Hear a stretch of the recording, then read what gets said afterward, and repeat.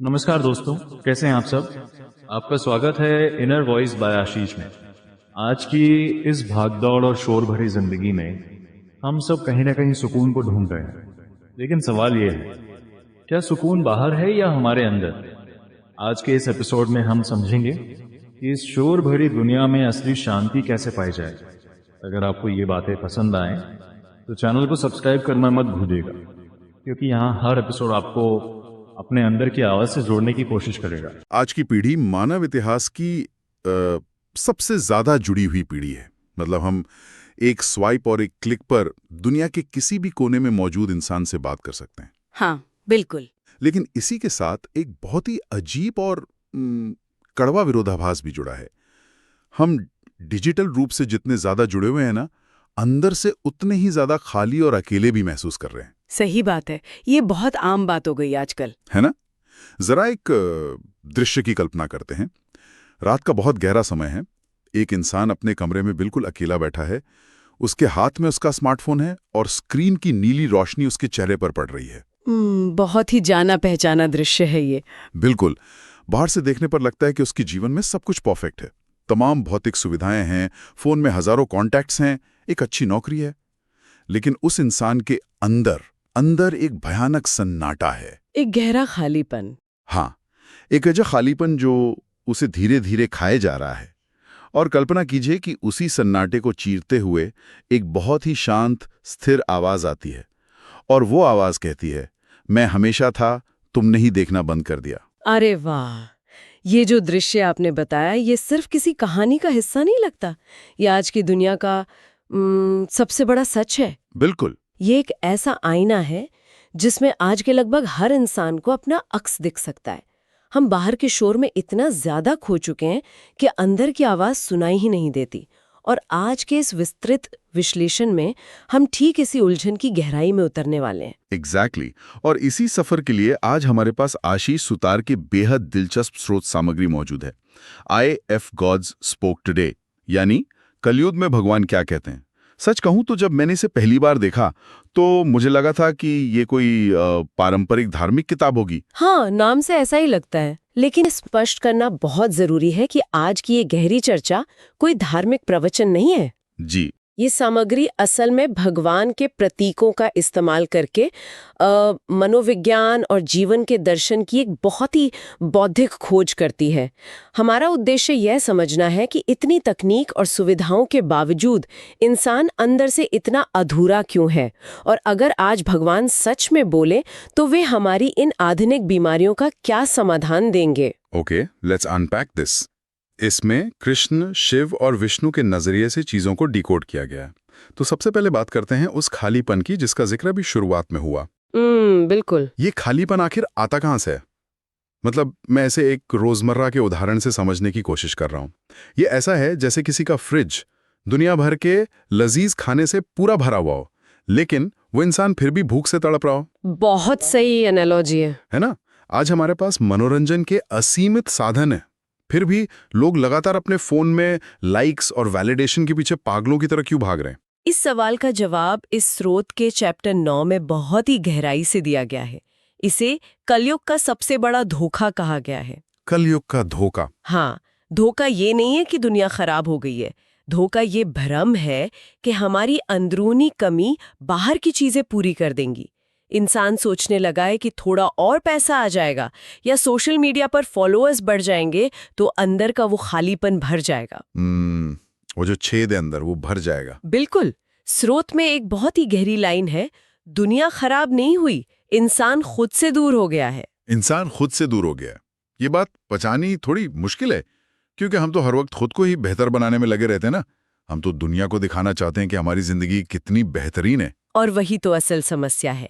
इंसान सिर्फ दिखाना चाहता है, वो असल में महसूस नहीं करना चाहता। अच्छा। हमने अपनी खुशी का रिमोट कंट्रोल दूसरों के हाथों में थमा दिया है।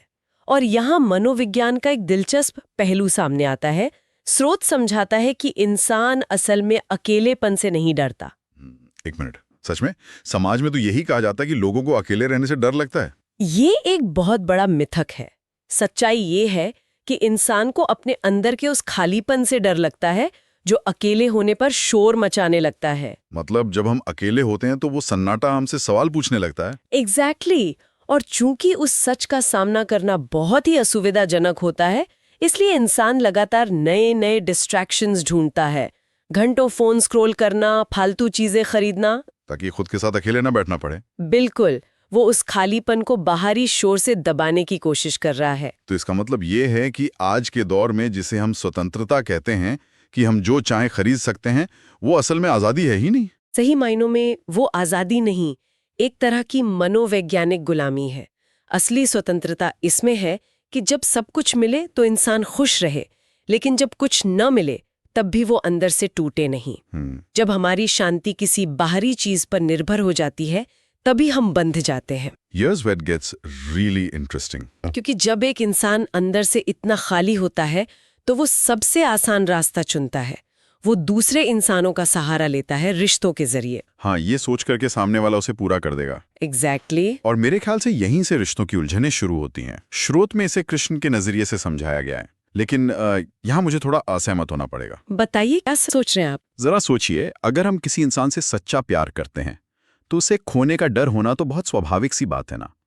क्या खोने का डर प्यार का हिस्सा नहीं है? ये तर्क सुनने में बहुत सही लगता है और समाज ने इसे सच मान भी लिया है, लेकिन कृष्ण के दृष्टिकोण से स्रोत इस भ्रम को बहुत ही तार्किक तरीके से तोड़ता है। अच्छा, कैसे? स्रोत स्पष्ट कहता है कि जहां किसी को खोने का डर है वहां प्यार नहीं बल्कि अटैचमेंट है।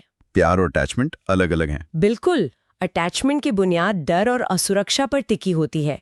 यह कहता है तुम मेरे हो, यह कंट्रोल चाहता है क्योंकि डर है कि अगर सामने वाला चला गया तो वो इंसान फिर से खाली हो जाएगा।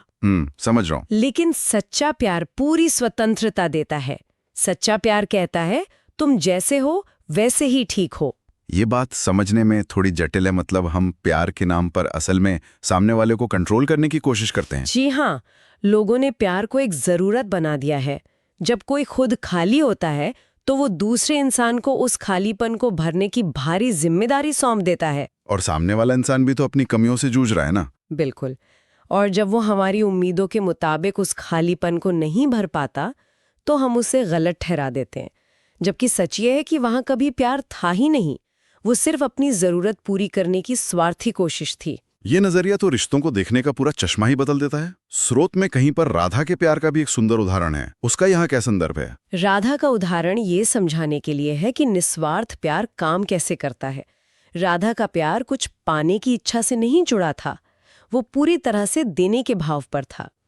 सच्चा प्यार वो ऊंची मानसिक स्थिति है जहां किसी को खोकर भी अंदर की शांति बनी रहे। डर और प्यार एक साथ नहीं रह सकते।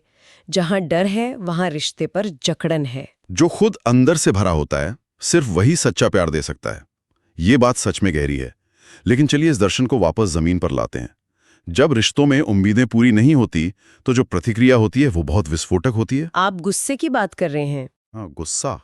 इसे एक आम दिनचर्या से जोड़ते हैं। ऑफिस के लिए निकले, किसी ने गाड़ी आगे लगा दी तो तुरंत खून खोलने लगता है। तो क्या गुस्सा करना पूरी तरह से गलत है? क्या शिव का मतलब यह है कि हमें अपने गुस्से को पूरी तरह दबा देना चाहिए? नहीं, ऐसा बिल्कुल नहीं है। शिव का नजरिया गुस्से को कोई नैतिक पाप नहीं मानता। अच्छा। शिव के दृष्टिकोण से गुस्सा सिर्फ एक तीव्र ऊर्जा है। समस्या ऊर्जा में नहीं है, समस्या इंसान की समझ और होश की कमी में है। जब ये ऊर्जा बिना किसी अवेयरनेस के फूट पड़ती है तो विनाशकारी बन जाती है। बिना सोचे समझे रिएक्ट करना। हाँ, और स्रोत ये सख्त चेतावनी देता है कि गुस्से को कभी भी रोकना या दबाना नहीं चाहिए। मनोविज्ञान भी यही कहता है कि दबाई गई भावनाएं बाद में भयंकर विस्फोट बनती हैं। तो फिर यहाँ एक बड़ा विरोधाभास है।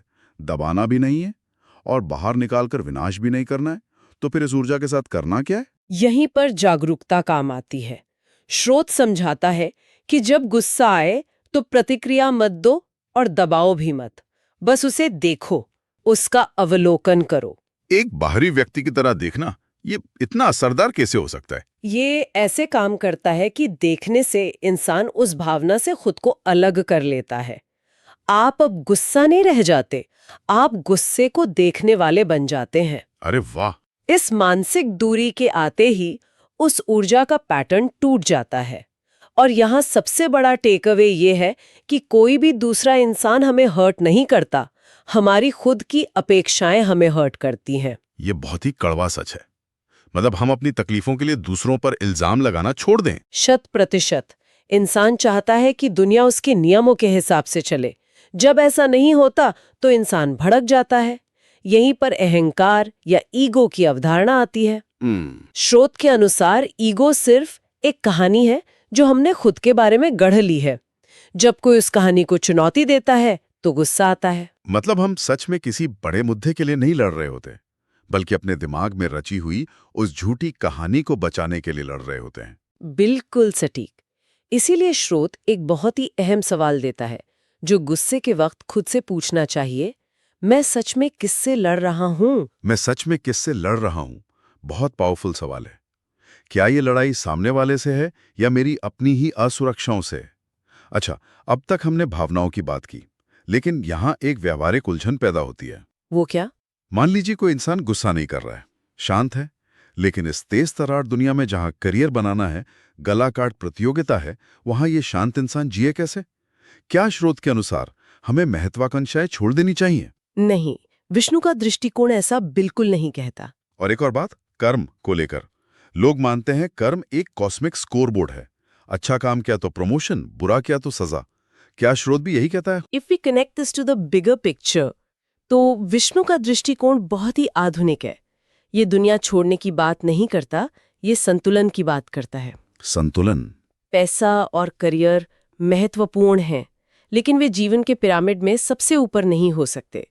समस्या तब शुरू होती है जब इंसान अपनी बाहरी चीजों जैसे जॉब टाइटल को ही अपनी पूरी पहचान बना लेता है। मतलब इंसान ये भूल जाता है कि वो एक जीवित प्राणी है, कोई मशीन या विजिटिंग कार्ड नहीं। तो फिर जीवन का असली उद्देश्य क्या है? लोग तो दशकों निकाल देते हैं अपना पर्पस ढूंढने में। स्रोत इस भ्रम को तोड़ता है कि उद्देश्य कोई मंजिल है। उद्देश्य असल में जीने का एक तरीका है। जब इंसान पूरी तरह होश में हर पल को जीता है तो उसका हर छोटा बड़ा काम ही उसका उद्देश्य बन जाता है। क्या बात है। और वो कर्म वाला सवाल, कॉस्मिक स्कोरबोर्ड? ये सामग्री कर्म के उस स्कोरबोर्ड वाले विचार को पूरी तरह से नकारती है। कर्म कोई ब्रह्मांड की न्यायपालिका नहीं है। तो फिर कर्म काम कैसे करता है? कर्म एक दर्पण है। स्रोत का विचार बहुत गहरा है। जो तुम करते हो वही तुम बनते हो। अगर कोई इंसान बार बार गुस्सा करता है तो सजा ये नहीं है कि भविष्य में कुछ बुरा होगा। सजा ये है कि वो वर्तमान में एक गुस्सैल इंसान बन रहा है। भविष्य कुछ और नहीं, हमारे बदले हुए वर्तमान का ही परिणाम है। ये बात तो पूरी जिम्मेदारी वापस इंसान की अपने ही कंधों पर डाल देती है। भाग्य या भगवान को दोष देने का बहाना नहीं बचता। लेकिन एक आखिरी सवाल, क्या ये सब समझ लेने से जिंदगी की सारी समस्याएं हमेशा के लिए खत्म हो जाएंगी? नहीं, और यही इस दर्शन की ईमानदारी है। बाहरी दुनिया में सब कुछ कभी ठीक नहीं होगा। चुनौतियां तो आएंगी ही, लेकिन इंसान अंदर से ठीक हो जाएगा। वो परिस्थितियों के सामने शिकार नहीं बनेगा, बल्कि उन्हें पार करने वाला नाविक बन जाएगा। बिल्कुल सही कहा आपने। So what does this all mean? इस पूरे सफर के बाद उस शुरुआत वाले व्यक्ति के लिए जो रात के अंधेरे में अपने फोन के साथ वो गहरा खालीपन महसूस कर रहा था, अंतिम निष्कर्ष क्या निकलता है? जब ये सवाल उठता है कि भगवान का आखिरी संदेश क्या हो सकता है, तो कोई लंबी चौड़ी लिस्ट नहीं मिलती। स्रोत एक बहुत ही सीधा जवाब देता है, कुछ मत करो, बस जागो। कुछ मत करो, बस जागो। हाँ, समस्या का समाधान बाहर गैजेट्स या नए रिश्तों में नहीं है। समाधान खुद के अंदर देखने में है। भगवान या परम शांति कभी कहीं गई ही नहीं थी, वो हमेशा इंसान के भीतर थी। ये एक ऐसा संदेश है जो लंबे समय तक गूंजता रहेगा। आज के इस विस्तृत विश्लेषण से ये साफ हो गया है कि हम अपनी ज्यादातर जिंदगी दूसरों की अपेक्षाओं का एक भारी नकाब पहनकर जी रहे हैं। बिल्कुल। लेकिन इस सफर को खत्म करने से पहले मैं एक विचार यहां छोड़ना चाहूंगा। जरा गहराई से सोचिए, अगर आज ठीक इसी पल समाज की, परिवार की और सोशल मीडिया की सारी उम्मीदें और सारे नकाब अचानक गायब हो जाएं, तो उस गहरे सन्नाटे में जो इंसान पीछे बचेगा, क्या हम उसे पहचानते हैं? क्या हमने कभी उस बिना नकाब वाले असली इंसान से मिलने की कोशिश की है? बहुत ही गहरा सवाल है ये। इसी विचार के साथ हम आज के इस विस्तृत विश्लेषण को यहीं विराम देते हैं। खुद से मिलने की इस यात्रा में हमारे साथ इस सफर पे चलने के लिए बहुत बहुत धन्यवाद।